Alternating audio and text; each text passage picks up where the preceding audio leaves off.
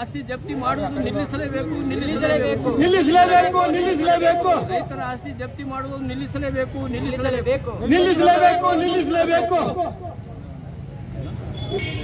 हर जुल्म का एक जवाब इनकलाब। हर जुल्म का एक जवाब इनकलाब। ಪರವಾಗಿದೆ ಅಂತ ನಮ್ಮ ರಾಜ್ಯ ಸರ್ಕಾರ ಹೇಳ್ತಾ ಇದೆ. ಮತ್ತೆ ಕೇಂದ್ರ ಸರ್ಕಾರ ಕೂಡ ರೈತರ ಪರವಾಗಿದೆಯೋ ಅನ್ನದಾತರ ಪರವಾಗಿದೆ ಅಂತ. ಆದರೆ ಬೀದರ್ ಜಿಲ್ಲೆಯಲ್ಲಿ assistant director of cooperative societies ಮತ್ತು deputy registrar of cooperative societies ಇವರಿಬ್ಬರು ಕೂತು ಹಲ್ಬರ್ಗಾ, ಅಲಿಯಾಬಾದ್, ನಂತರ ಆಲಿಪುರ್ಗ ಇಂಥ ಹಳ್ಳಿದಾಗಿನ ರೈತರಿದ್ದಾರ ರೈತರ ಜಮೀನು ಜಪ್ತಿ ಮಾಡ್ತೆ ಅಂತ ಹೇಳ್ತಾ ಇದ್ದಾರೆ. 1975ರಲ್ಲಿ ಇಂದಿರಾ ಗಾಂಧಿ ಎಮರ್ಜೆನ್ಸಿ ತಂದಾಗ ಕೂಡ ಈ ರೀತಿ ಆಯ್ತಿದ್ದಿಲ್ಲ.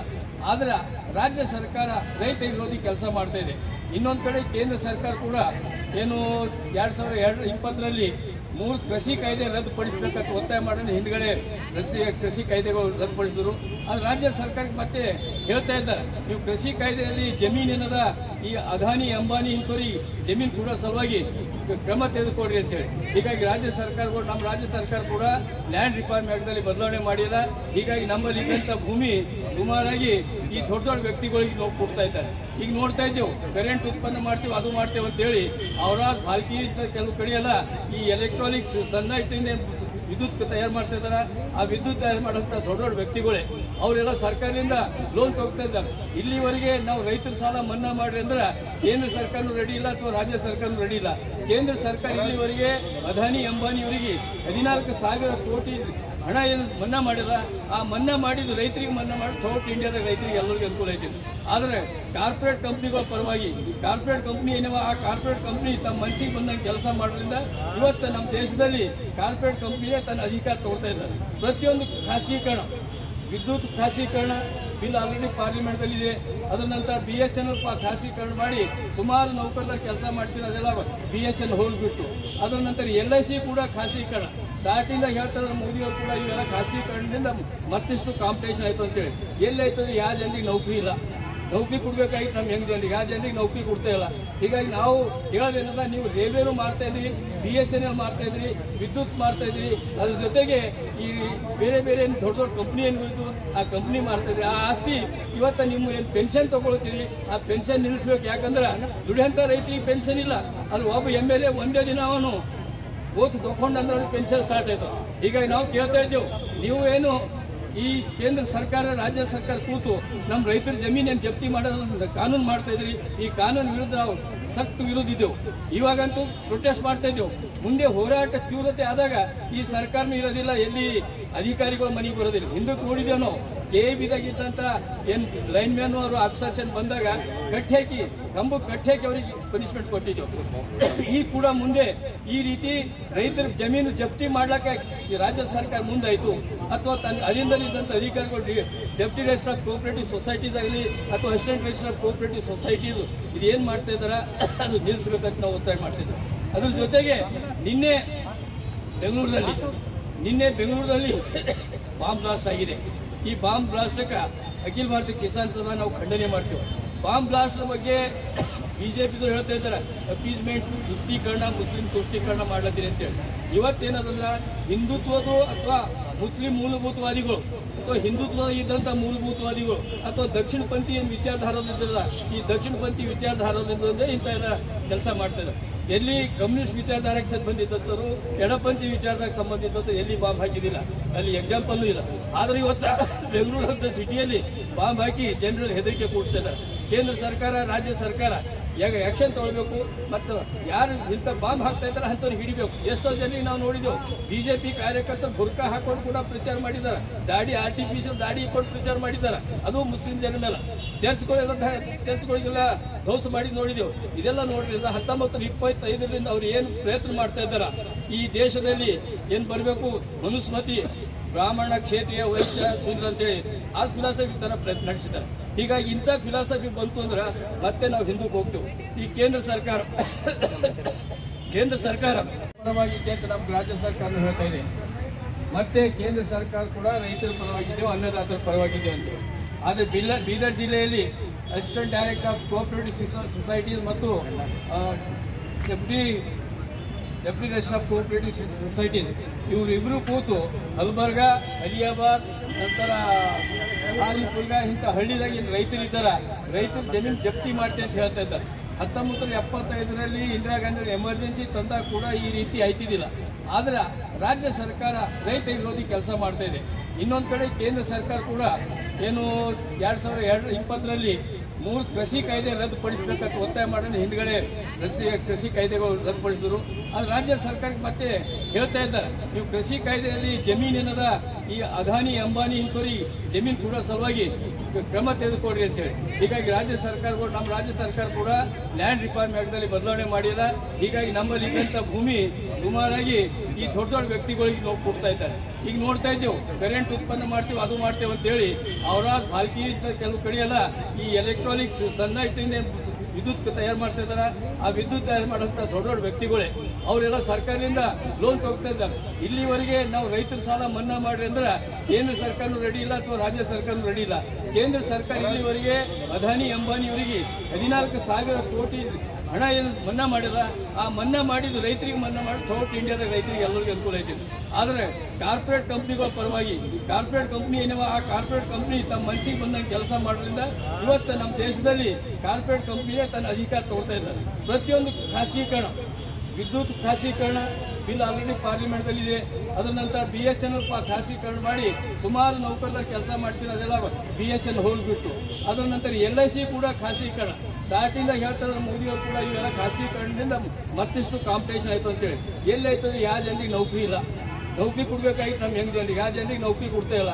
ಹೀಗಾಗಿ ನಾವು ಹೇಳೋದೇನದ, ನೀವು ರೈಲ್ವೆನೂ ಮಾಡ್ತಾ ಇದ್ರಿ, BSNL ಮಾಡ್ತಾ ಇದ್ರಿ, ವಿದ್ಯುತ್ ಮಾಡ್ತಾ ಇದ್ರಿ, ಅದ್ರ ಜೊತೆಗೆ ಈ ಬೇರೆ ಬೇರೆ ದೊಡ್ಡ ದೊಡ್ಡ ಕಂಪ್ನಿ ಏನಿದ್ದು ಆ ಕಂಪ್ನಿ ಮಾಡ್ತಾ ಇದ್ರಿ. ಆ ಆಸ್ತಿ ಇವತ್ತು ನಿಮ್ಮ ಏನು ಪೆನ್ಷನ್ ತಗೊಳ್ತೀರಿ, ಆ ಪೆನ್ಷನ್ ನಿಲ್ಲಿಸ್ಬೇಕು. ಯಾಕಂದ್ರೆ ದುಡಿಯಂತ ರೈತರಿಗೆ ಪೆನ್ಷನ್ ಇಲ್ಲ. ಅದು ಒಬ್ಬ MLA ಒಂದೇ ದಿನ ಅವನು ಓದ್ ತಗೊಂಡ್ರೆ ಅವ್ರಿಗೆ ಪೆನ್ಷನ್ ಸ್ಟಾರ್ಟ್ ಆಯ್ತು. ಹೀಗಾಗಿ ನಾವು ಕೇಳ್ತಾ ಇದ್ದೇವೆ, ನೀವು ಏನು ಈ ಕೇಂದ್ರ ಸರ್ಕಾರ ರಾಜ್ಯ ಸರ್ಕಾರ ಕೂತು ನಮ್ಮ ರೈತರ ಜಮೀನೇನು ಜಪ್ತಿ ಮಾಡೋದು ಕಾನೂನು ಮಾಡ್ತಾ ಇದ್ರಿ. ಈ ಕಾನೂನು ವಿರುದ್ಧ ನಾವು ಸಖತ್ ವಿರೋಧ ಇದ್ದೆವು. ಇವಾಗಂತೂ ಪ್ರೊಟೆಸ್ಟ್ ಮಾಡ್ತಾ ಇದ್ದೇವೆ. ಮುಂದೆ ಹೋರಾಟ ತೀವ್ರತೆ ಆದಾಗ ಈ ಸರ್ಕಾರನೂ ಇರೋದಿಲ್ಲ, ಎಲ್ಲಿ ಅಧಿಕಾರಿಗಳು ಮನೆಗೆ ಬರೋದಿಲ್ಲ. ಹಿಂದಕ್ಕೆ ನೋಡಿದ್ದೇವೆ ನಾವು KEBದಾಗಿದ್ದಂತ ಏನು ಲೈನ್ ಮ್ಯಾನ್ ಅವರು ಆಫೀಸರ್ಸ್ ಬಂದಾಗ ಕಟ್ಟಿ ಹಾಕಿ ಕಂಬಕ್ಕೆ ಕಟ್ಟಿ ಹಾಕಿ ಅವರಿಗೆ ಪನಿಷ್ಮೆಂಟ್ ಕೊಟ್ಟಿದ್ದೆವು.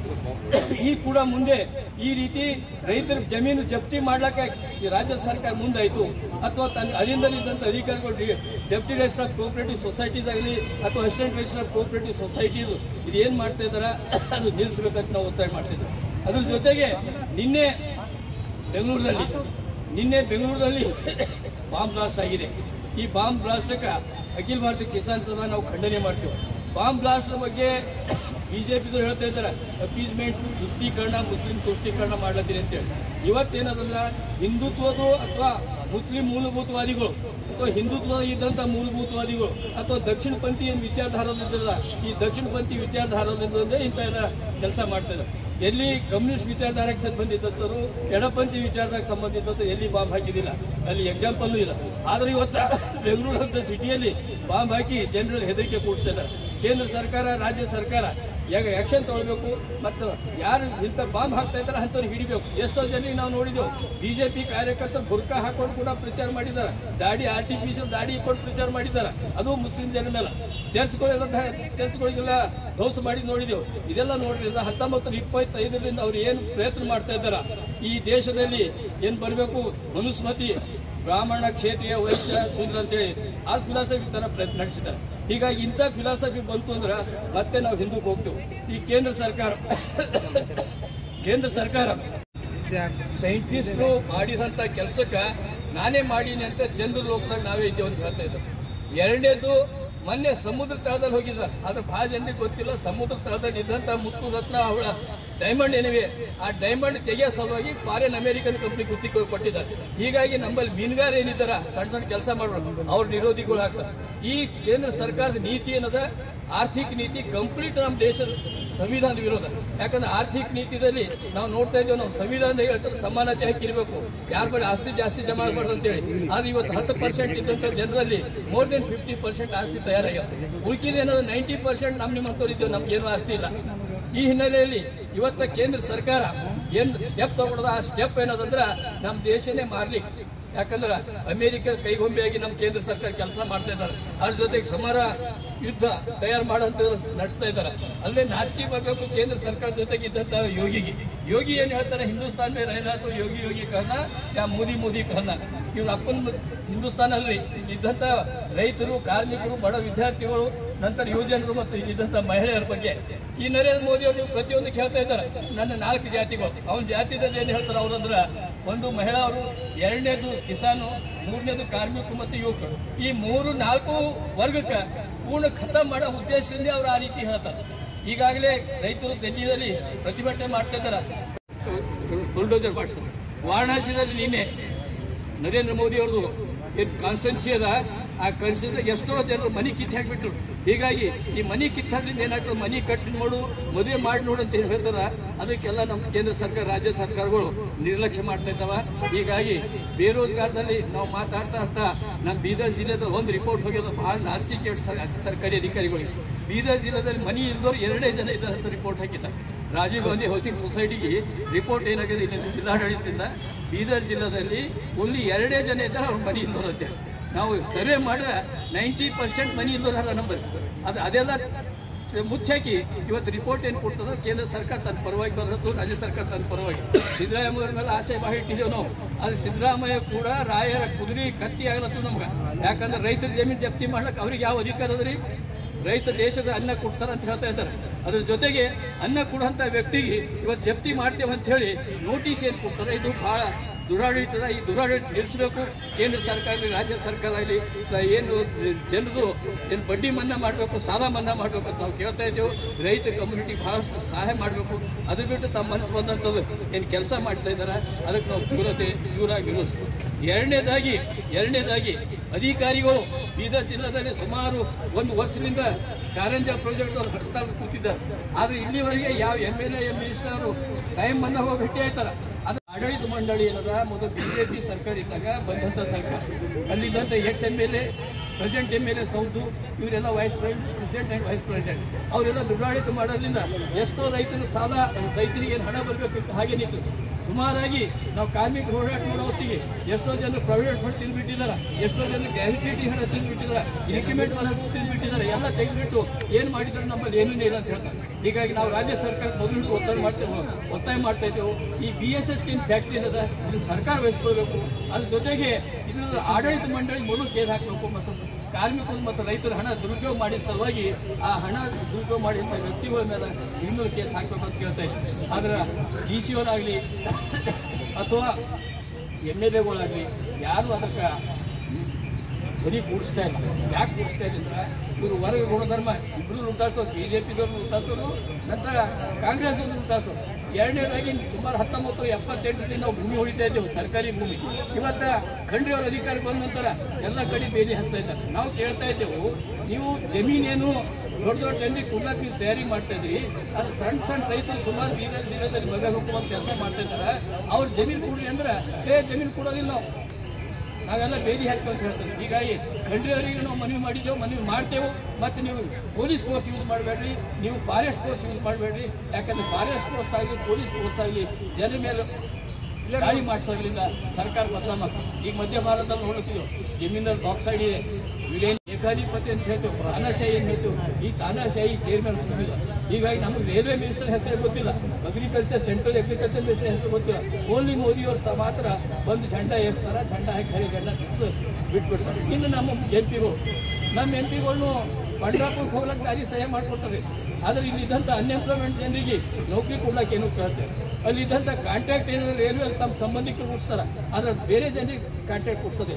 ಇದೆಲ್ಲ ನೋಡಿದ್ರೆ ಏನಾಗ್ತದ, ಅಧಿಕಾರ ದುರುಪಯೋಗ ಮಾಡುವಂಥ ಜನ ಕಾಂಗ್ರೆಸ್ ಆಗಲಿ, ಜನತಾದಳಾಗಲಿ ಅಥವಾ BJP ಆಗಲಿ ಅಧಿಕಾರ ದುರುಪಯೋಗ ಮಾಡ್ಕೊಳ್ತಾರೆ. ಅಧಿಕಾರಿಗಳ ಮೇಲೆ ಒತ್ತಡ ಬಾಬು MLA ಸ್ಟ್ರಾಂಗ್ ಇದ್ರೆ ಈ ಅಧಿಕಾರಿಗೆ ಏನು ಪವರ್ ಇರ್ತದೆ, ಜಮೀನು ಜಪ್ತಿ ಮಾಡ್ತೇನೆ ಪವರ್ ಇರೋದಿಲ್ಲ. ಅದು ಇವತ್ತೇನಾದ ಜಮೀನು ಜಪ್ತಿ ಮಾಡ್ತೇನೆ ಅಂತ ಆದೇಶ ಕೊಟ್ಟಿದ್ದಾರೆ.